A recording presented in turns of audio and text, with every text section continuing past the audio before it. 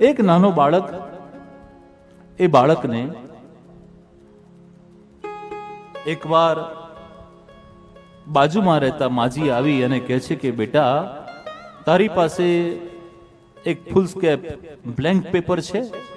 હા હા બા, મારી પાસે કાગળ હોય જ, હું વિદ્યાર્થી છું, હું ભણું છું. એટલે કાગળ લઈ આવ્યો. માજી કહે છે કે બેટા, એક લાલ કલમ પણ જોઈએ છે, લાલ શાહીની મળશે? અને દીકરો પોતાના કંપસમાંથી એક લાલ પેન લાવીને બાને આપે છે. કાગળ અને કલમ લઈ અને બા જતા હોય છે ત્યારે આ નાનો દીકરો પૂછે છે કે બા, આ કાગળ અને આ કલમ તમે મારી પાસેથી લો છો, એનું શું કરશો? કુતૂહલવશ, ક્યુરિયોસિટીથી પ્રશ્ન પૂછ્યો. બા કહે છે કે મારા દીકરાને ત્યાં દીકરો આવ્યો છે, એની આજે છઠ્ઠી છે, અને છઠ્ઠીના દિવસે વિધાતા લેખ લખે છે. આ કાગળ અને કલમ હું મૂકીશ અને રાત્રે ભગવાન આવી અને એના લેખ લખશે, એનું ભાગ્ય લખશે. દીકરો પૂછે કે બા, વિધાતા બધાના ભાગ્ય લખે? બા કહે છે હા હા, વિધાતા તારા મારા બધાના ભાગ્ય વિધાતા જ લખે. દીકરો વિચાર કરતા કરતા પોતાના રૂમમાં જઈને પોડી ગયો, અને પોડતામાં જ એને સ્વપ્ન આવ્યું અને એ પહોંચી ગયો ગોલોકધામમાં આવ્યો, વૈકુંઠ પાસે. પ્રભુને પ્રણામ કરીને કહે છે, પ્રભુ તમે બધાના લેખ લખો? પ્રભુ કહે કે હા હા, હું બધાના લેખ લખું. નાનું બાળક છે, પૂછે છે કે ભગવાન, આટલા કરોડો લોકો, તો આ કરોડો લોકોના નોટબુક તમે ભાગ્યની ચોપડી રાખતા ક્યાં હશો? ભગવાન કહે છે ચાલ તને બતાવું. અને ભગવાન વૈકુંઠમાં એક મોટા વિશાળ મેદાનમાં લઈ ગયા, દરિયા જેવું મોટું મેદાન. અને મેદાનમાં કહે છે જો બધાના ભાગ્યના લેખ હું અહીંયા લખીને રાખું છું, બધાના ભાગ્ય ભગવાન અહીંયા, તેમાં ભારત દેશના ક્યાં? ભગવાને વળી પાછું એમાં એક નાનું મોટું મેદાન બતાવ્યું અને કહે છે ભારત દેશના નાગરિકના બધાના ભાગ્યના ચોપડા હું અહીંયા રાખું છું. નાનો બાળક છે, કહે છે કે ભારત દેશના આટલા કરોડો ચોપડા, એની અંદર અમારા ગુજરાતના ક્યાં, એમાં વડોદરામાં ક્યાં, વડોદરાના કારેલીબાગમાં ક્યાં? એટલે ધનલક્ષ્મી જેવું એક મોટું ગ્રાઉન્ડ બતાવ્યું અને કીધું કે આમાં કારેલીબાગના જેટલા પણ છે ભક્તો, એ બધાના જ ભાગ્ય આમાં છે. નાનો બાળક કહે છે કુતૂહલવશ કે પ્રભુ, હું ગોલોકધામમાં આવી જ ગયો છું, તમારા દર્શનનો લાવો મળ્યો જ છે, અને તમે કૃપા કરી દરેકનું ભાગ્ય જ્યાં લખો છો એ જગ્યા મને બતાવી જ છે, તો પ્રભુ થોડી કૃપા ન કરો? આ કારેલીબાગમાં જે ભાગ્યના ચોપડા તમે મૂકેલા છે એ બધા ચોપડા હું વાંચી શકું? ભગવાન કે ભલે ને વાંચને, મને કઈ વાંધો નથી. ભાગ્યના ચોપડા વાંચવામાં આપણને આપણામાં શું છે એના કરતા આજુબાજુમાં બહુ વધારે રસ છે કે બાજુવાળાના ભાગ્યમાં શું છે. 2 4 5 ચોપડા ઉંચક્યા.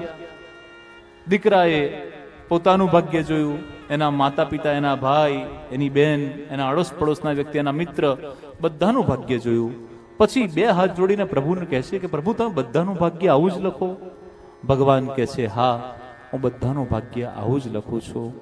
છોકરાએ અનેક અનેક ભાગ્યના ચોપડા જોયા, દરેક ભાગ્યની ચોપડીમાં સરખું જ લખેલું હતું. ભગવાને દરેકની ભાગ્યની ચોપડીમાં સૌથી પહેલા પાન ઉપર અથશ્રી લખ્યું હતું, પછી ડોટ ડોટ ડોટ કર્યા હતા, અને સૌથી છેલ્લા પાન ઉપર ભગવાને લખ્યું હતું તથાસ્તુ.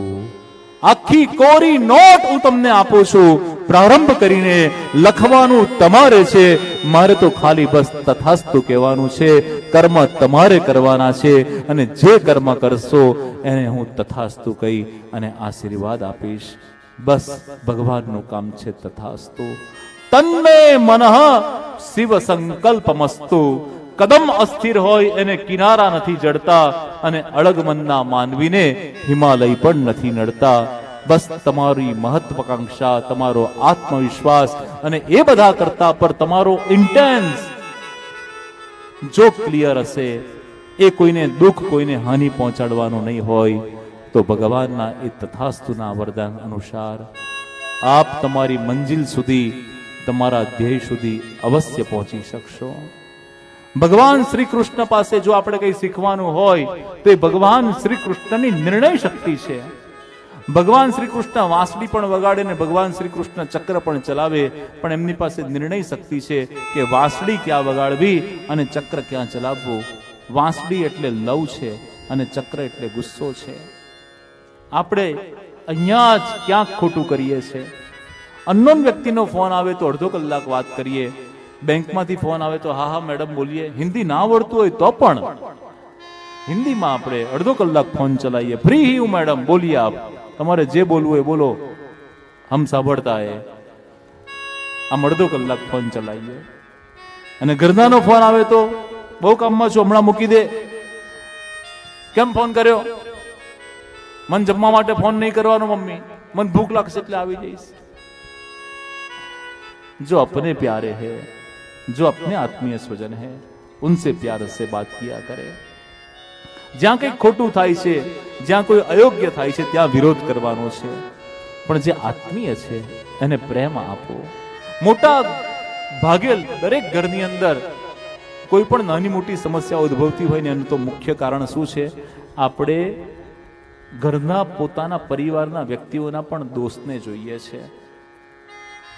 તમે તમારા પરિવારના દરેક વ્યક્તિના સદગુણને જોતા થઈ જશો તો ઘરમાં ક્યારે પણ ક્લેશ નહીં થાય. તમારી દીકરીને ભીંડા નથી ભાવતા, પરંતુ એ ટિંડોળા બટાકા કેટલા સરસ ખાય છે. કદાચ તમારી વહુને કંસાર કે લાપસી બનાવતા નથી આવડતો, પણ એ સેન્ડવિચ ને પીઝા કેટલું સારું બનાવે છે. તો એને જે નથી આવડતું એ હાઇલાઇટ કરવાની જગ્યાએ એને જે આવડે છે એ હાઇલાઇટ કરતા થઈ જઈશું. દીકરાને કદાચ ગણિત કાચું હોય પણ એનું અંગ્રેજી કેટલું ફાંફડું છે, એને અંગ્રેજી કેટલું સારું આવડે છે. આમ જો દરેકના સદગુણ જોતા થઈ જઈશું ને તો આપણે ખરેખર જીવનની અંદર બહુ મોટો પરિવર્તન જોઈશું. પોતાના ઘરમાં પરિવર્તન જોઈશું. આજે દરેક ઘરમાં નાના મોટા એકબીજા માટે મનમોટાવ થાય છે. એનું કારણ એ છે કે આપણે દોષ દ્રષ્ટિથી જોઈએ છે. ઊંચ કચરા વાળું, તું કચરા વાળે તો એ પોતું કરે, મારે જ કરવાનું. એ ઘરનું સંભાળે, તું બહારનું સંભાળે. એકબીજાના સદગુણ જુઓ. ભગવાન શ્રી કૃષ્ણની પાસે જો શીખવા જેવું હોય તો નિર્ણય શક્તિ. બબ્બે હાથે વેણું વગાડે, ઊંચકે આંગળી દર પર્વત. વેણું વગાડવા માટે ભગવાન બે આંગળીનો ઉપયોગ કરે, બે હાથનો ઉપયોગ કરે. અને ગિરિરાજજીને ઉચકવા માટે ખાલી ટચલી આંગળીનો. ગિરિરાજજી આટલા મોટા તો એને ખરેખર બે હાથે આમ પકડવા જોઈતા હતા, પણ ગિરિરાજજીને ખાલી ટચલી આંગળીએ. અને વેણું એક વાંસનો નાનો ટુકડો, એને ઉચકવા માટે ભગવાન બે હાથ આપી દે છે. આ નિર્ણય શક્તિ તમને સફળ બનાવે. બબ્બે હાથે વેણું વગાડે, ઊંચકે આંગળી અદ્દર પર્વત. શું કહેવો એને બંસીધર, કે શું કહેવો એને ગિરધર. કોઈ પણ સફળ વ્યક્તિ જીવનમાં રોજ 5-25 વ્યક્તિને મળતો હશે, પણ એ 5-25 વ્યક્તિમાંથી કયા એક વ્યક્તિ સાથે એને આગળ વધવું છે ને કયા 24 રિજેક્ટ કરવા છે. કોઈ પણ સફળ વ્યક્તિ 25 ફાઇલમાંથી રોજની એક ફાઇલ ઉપર સહી કરતો હશે, પણ એને ખબર છે કે મારે કઈ ફાઇલને એપ્રુવલ આપવાનું છે ને કઈ 24 ફાઇલ રિજેક્ટ કરવાની છે. આ એક નિર્ણય એમને સફળતા અપાવે છે. એટલે જીવનમાં સફળ થવું હોય તો ડિસિઝન મેકર બનો, અને એ ડિસિઝન, એ નિર્ણય શક્તિ ભગવાન શ્રી કૃષ્ણ પાસે શીખવા જેવી છે.